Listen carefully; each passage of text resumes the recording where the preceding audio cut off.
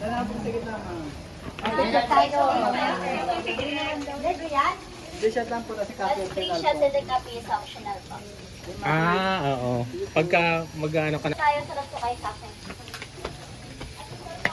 Nasa ilang nilalagag ko sa gilid sa dulo. Doon sa kanila doon.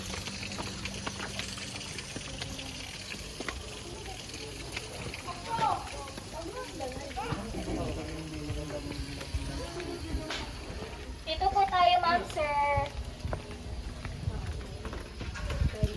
Tawid po kayo sa kalsada sa signage papasok po doon.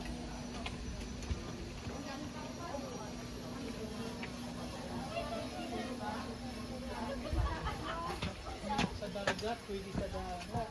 Ay, hindi ako pala nagluluwas. Luwas na. Malabo, ano? Ayun oh. May cashier, oh. Malabo. Ano yan? Crocodile. Ang liliit pa nila eh. Picture na lang. Di pa sila tumatakbo ng SK. Pagka nag-SK, ano na sila? Ano kahaba na yan? May isang dipa na. Ano yan? Salt crocodile. Buwaya. Buhaya. Sa tubig, sa alog, sa dagat. Nako, laki niya kung lulog sa ilog. Kaya mamaya, kinuno ko ng buhaya sa dagat. Wala akong Katago. Ayun oh. Nasa ilalim kasi. Ayan, may kulay pa lang kalsada na nasa tubig. May kanino. May shade na. Ayun.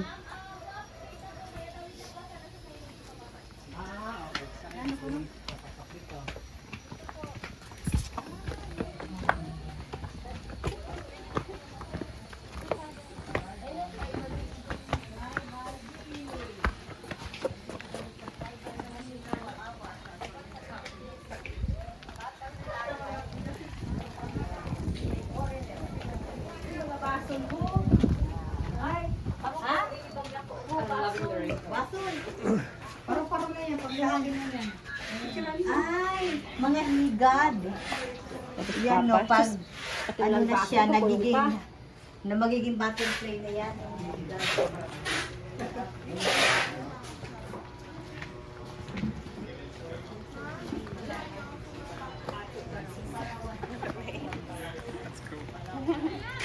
Uy, wag mo ano yun.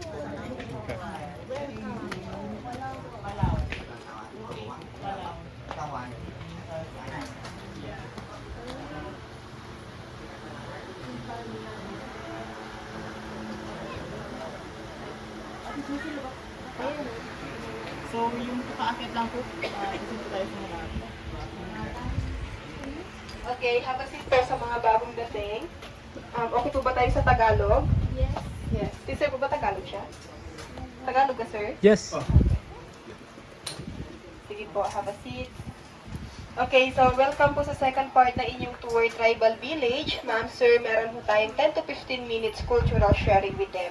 Okay, sa mainland po ng Palawan, we have here 3 major tribes. So first here, meron kaming Tagbanwa. Second, we have a Batak. And then the third one is sila ang mga Palawan tribe. Ma'am, sir, kung kayo ay familiar sa Tabun Man or Caveman, sila din po ang possible descendants nun. Since 1976 pa, itong village ay kanila ng temporary home or shelter. It's away from the mountains. So ang iba po sa kanila, stay here lang for a couple of days, weeks, or month. And after po nun, bumabalik sila ulit sa tirahan nila sa mountain. And from the mountain naman, another set of family ang pumupunta dito. And of course, nagdadala ho sila ng products nila at dyan nila iniiwan sa may souvenir shop. So while waiting, nagsishare ho sila ng kanilang rich cultures and tradition. So ma'am, sir, what we have here po is a livelihood program because we also notice na ang tribe culture ay unti-unti nang nawawala because of what we call life modernization. Pero here, we can continue encourage them to continue practice the rich cultures and tradition. So, kung ngayon po ay nasa 3rd and 4th generation na sila. Pabili na bagtik mo na? Bakit ko kasi ramon mina? Okay, ma'am, sir, maipapakita po si Maman Ingge. Pahawak po ako and papasa sa iba. Okay, yan po ay bagtik. Isa po yan sa important products ng Palawan tribe. So, yung bagtik galing po siya sa dagta ng almasiga tree. So, yan din po yung main ingredients sa paggawa ng ating mga nail polish, mga varnish, fiberglass, pintura, and another related product. And yan din po yung isa sa mga sources ng kanilang income. Pang ano yan? Dinadala po nila sa lowland at binibenta din. Actually, iba po siya sa kamangyan, ma'am. Ibang puno po yung gamit na. Pabili na bakit naman? Bakit ba kasara mo tumakas? Okay, so ito yung bucket nila. Native backpack po siya ng mga Palawan tribe. So, ginagamit nila itong bucket to carry the heavy product tulad yung bagtik na hawak ninyo. So, ito po gawa siya sa rattan. Yung mga adult can carry 30 hanggang 50 kilos ng bagtik. Ang baba po yan siya ng bundok. Okay, ayan. Kapag mabigat na siya or heavy, aside from the shoulder strap, meron din po silang head support to carry more weight. Ma'am, sir, yung nasa dingding, that's the real bucket na may bagtik that they bring po up and down in the mountain. So, yan po, nasa range siya ng 50 kilos. So, ganun po siya ka-heavy, okay? And aside from that, palimbas gimbal man. Man, palimbas gimbal. Palimbas gimbal man. Okay, so sila po yung mga music lover din, ma'am, sir. So, that's why po they have their own musical instruments. So, una itong gimbal, gawa ko siya sa halod na inukit, and on top, they just cover lang with animal skin. Ito po, balat siya ng baka, magsukor. Okay, that one po is the agong for the larger one, at etong sana for smaller one. Ma'am, sir, they believe po that when they hear the echoes of that agong or gong in the mountain, it means po they are communicating sa spirits ng kanilang ancestor. So, now po, ipi-play nila ang set, ang tawag ay basal set. Basal din naman.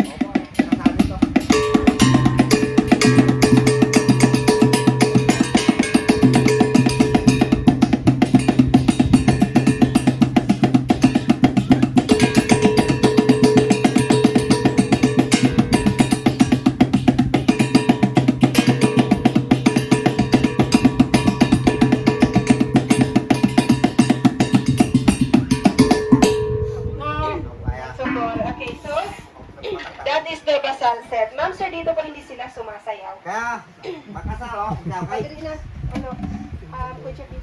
Okay, so that one, ma'am, sir, is the 2-strings guitar ng mga Palawan tribe. So before po mag-arrive, ang ating 6-strings guitar o yung mga modern na gitara, sir, ma'am, Palawan tribe po has their own 2-strings guitar. Ang tawag ay kutsyapi or kudlungan. And also that one po is considered as one of the first guitars sa Pilipinas. So ipo-play po nila yung music. They call it boget, which means bird song. Boget man.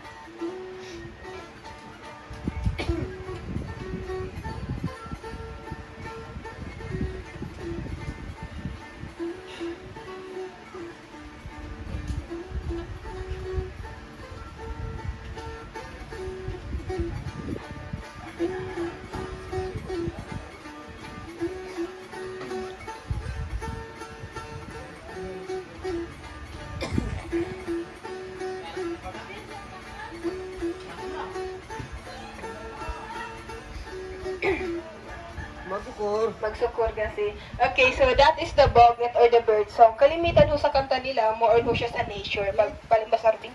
Ito, aruding. Aruding. Okay, so ma'am sir, this one po is aruding, another musical instrument of them. So gawa naman ho siya sa wild palm. At itong black one, guys, sabi ni Maman kanina, ito ay kalulut. Ang kalulut po is sa beeswax, sa jazzer po siya ng sound. So everybody, let's hear the sounds of aruding. Aruding mo. Oh, ring ba ito?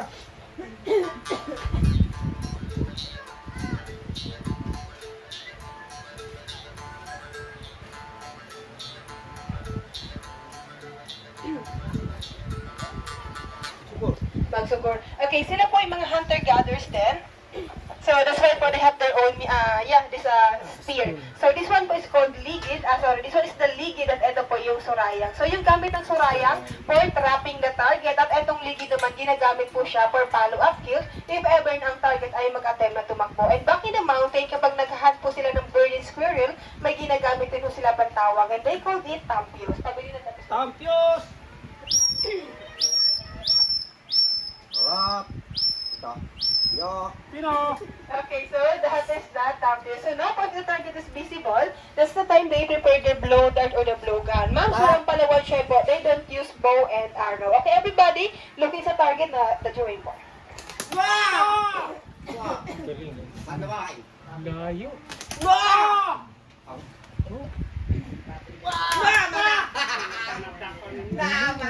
Okay, ma'am, sir, that's how they had the big animals in the mountain. So, according to them, they can hit farther than that is 30 meters away by blowing lang. And back in the mountain, be careful po dahil naglalagay sila ng lasso sa tip ng mga dart. Man, pabili na dita man. Ito, dita. Okay, yan po yung dita. Yan po yung main ingredient sa paggawa ng lasso. Ang tawag ay dita. In the first box, that's the real type na may lasso. The one that they used earlier, yan, wala po yan siyang lasso. Okay? So, ngayon po for the last part, si Kapitan po will show us on how to create fire. po gumawa ng apoy sa mountain by using the three materials. So, ang una pong material, itong flintstone, buhay po siya na bato, and then itong native cotton ng mga Palawan tribe, at a piece of metals. Ito po, ang tawag sa kanila ay balag. Oo, balan.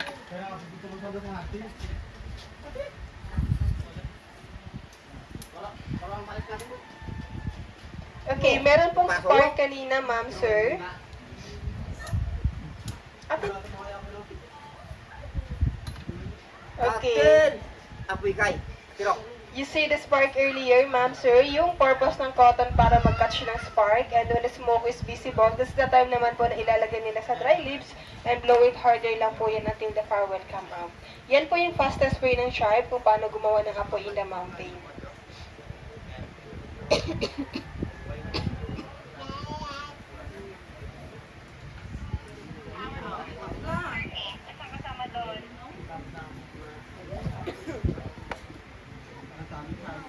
So, we have a smoke. By the way, ma'am, sir, the process of making fire in the mountain, ang tawag ay santikan. Santikan means friction. Okay, dito po. Apoy kay.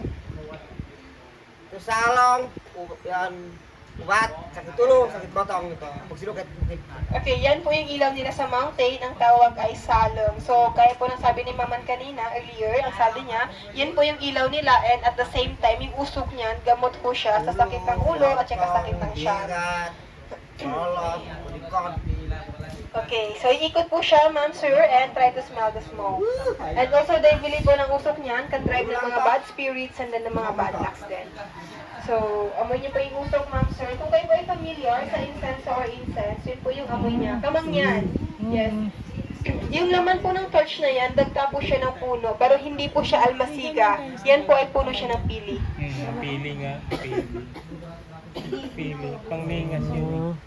Okay po, so, Yun lang po para sa ating cultural sharing, ma'am, sir. Kung kayo po ay may katanungan, we have a lot of information po at the back, how it all started. And yeah, we have some donation box po pala. Any amount will matter for our tribe. And there po, may mga souvenir shop. 80% of that was made of the tribe.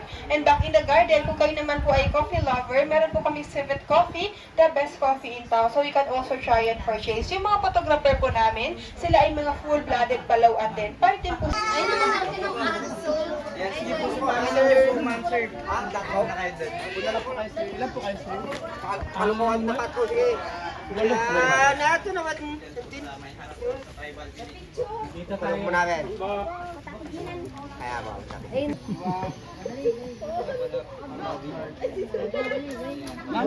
Compress na lang po kayo kasi di pa Tapos pwede solo. Dapat may picture tayo. Dapat may picture tayo. Kanya-kanya. Kanya-kanya. Bigay mo cellphone mo. Ako mo. Ano solo-solo ka pa? Bigay mo, wag na daw. Hindi di na ka papasolo. nagpapasolo. Yung cellphone na lang natin. Stress daw yung ahas. Oh, baka ma-stress. Kapag sa barata. Yan na lang Yan cellphone. na lang Sa cellphone. Saan na lang po? Uy, tignan mo. Bebe, ah. Video ma'am? Picture. Ano? Ay, no. Girl cut. Ay, ito yung baboy damo. Pinakamagaganda at gwapo ng mga babuirang mo. Kasi sila lang po yung may beard na white. Ay, ano? Nagbalpas siya na puti. Siya po ay babae. Yung lalaki po yung mas mahaba yung beard, tsaka yung pangil. Yes, Yung lalaki mas mahabang beard. yes po, mas mahaba yung beard, tsaka po yung pangil. Labas. Ayun, ang malaki mo sa Very good. Oh, the cat sleeping. Babae po yan. Pan-rescue. At yung mga animals po dito is mga endemic, so sila po ay dito lamang makikita sa Palawan. At ito naman po ang Palawan Bearcat, ang kanyang local name is Pintoro. Diyan ba yung kumakain ng mga manok? Ay, hindi, ito yata ginagamit sa, ito ba yung ginagamit sa coffee? Yung kapamilya niya lang po. Kapamilya. Yung kumakain po ng coffee beans, tapos yung process. Ayun, no. Tulog mo. Pamilya niya lang po. Okay. Sila pa yung makikita mo.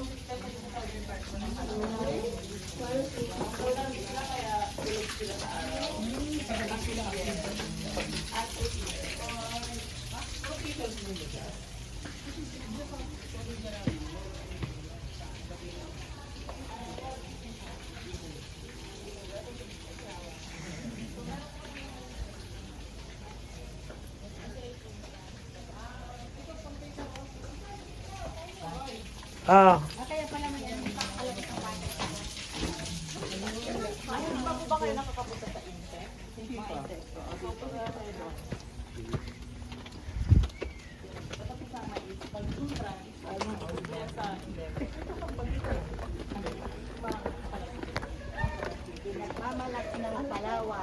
So ito po yung banana ripe with sugar solution. So yung butterfly po is kung ayaw nila ng nectar, pupunta po sila dyan para sisip-sip. Saging, naman Yes. bu. Hindi Saging na po. may Actually, bulaklak. sir, yan po ay sugar solution. So matamis. Kung makikita niyo po yung butterfly is wala po silang bunganga. Dumapo sa imuno yun. So yung butterfly po yung gamit nila is proboscis. Yung parang straw. So pupunta po sila dito, sip-sip lang po sila ng liquid. Yes. So sip-sip na sip-sip lang po yan. Kaya yung iba minsan ay tumatagal ng months.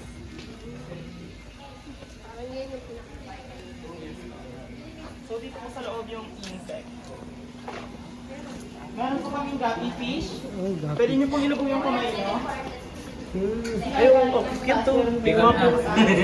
Hindi, parang ko sana tipish na may kulay. Oh, So pwede niyo pong ilubog yung kamay niyo. Kumakain po sila ng mga dead skin or kalyo. Okay, hindi. Oh, Pero yung yung mga pagkain po kalyo talaga nyo. nila is mga mosquito larvae or itlog ng labo. Fish yun.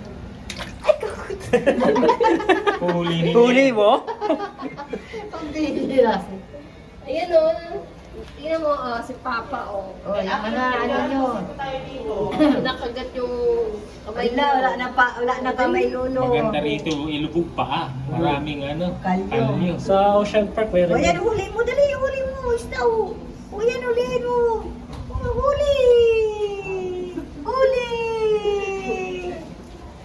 So proceed po tayo dito. Ito po ang third stage ng butterfly life cycles. Yung pupa or cocoon.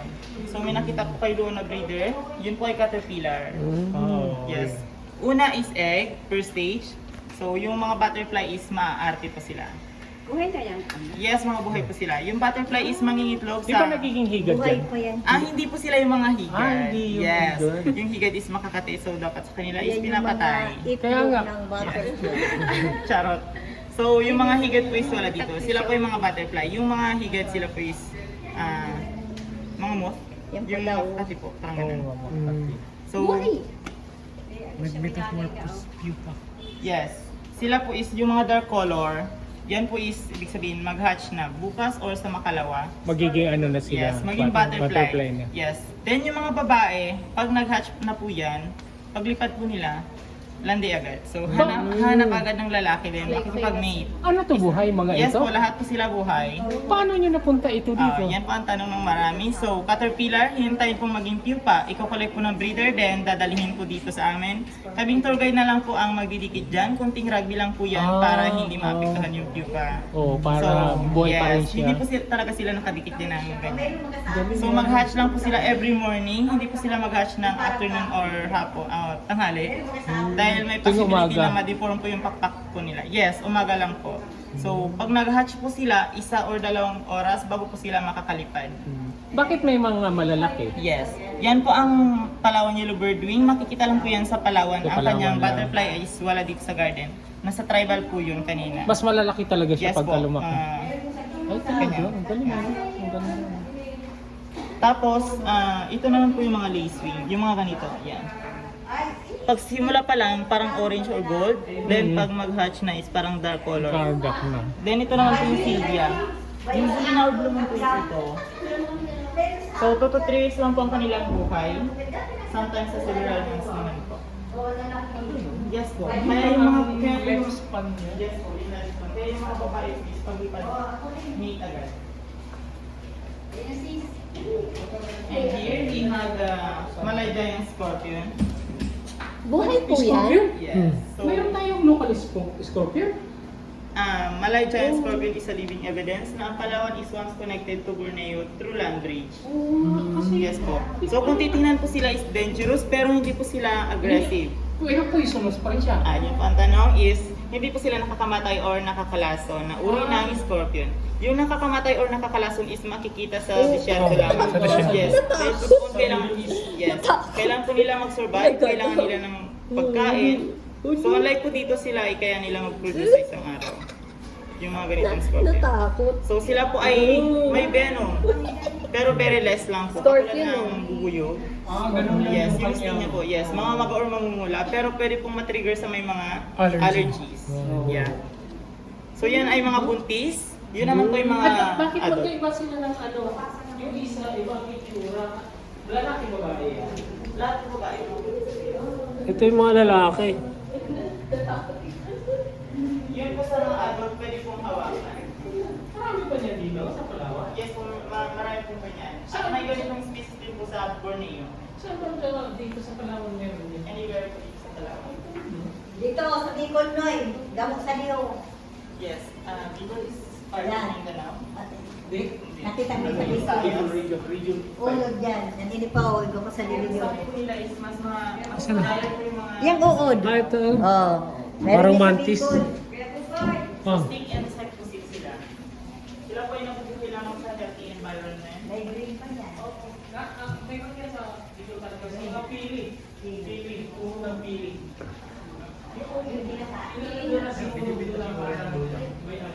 Oo eh.